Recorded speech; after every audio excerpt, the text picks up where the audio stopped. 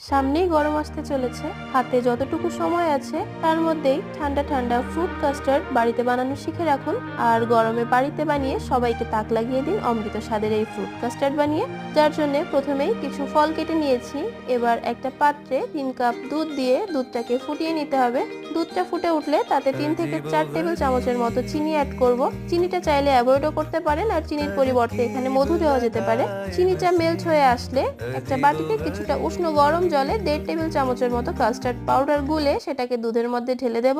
গ্যাসের ফ্লেমটা লোতে রেখে অনবরত নাড়তে হবে 5 মিনিট। যখন কিছুটা ঘন হয়ে আসবে একটা বোলের মধ্যে ঢেলে নিতে হবে। মিশ্রণটা ঠান্ডা হয়ে গেলে তার মধ্যে অ্যাপেল, বানানা, গ্রেপস, ব্ল্যাকবেরিজ, পমগ্রানেট অ্যাড করেছি। এবার ভালো করে মিশিয়ে ছোট ছোট বাটিতে ঢেলে ওপর দিয়ে বাদাম কুচি দিয়ে ঠান্ডা ঠান্ডা পরিবেশন করুন অমৃত স্বাদের এই ফ্রুট কাস্টার্ড। ভিডিও ডিটেলে দেখতে আমার এই চ্যানেলটি ভিজিট করুন। For more videos please subscribe my channel.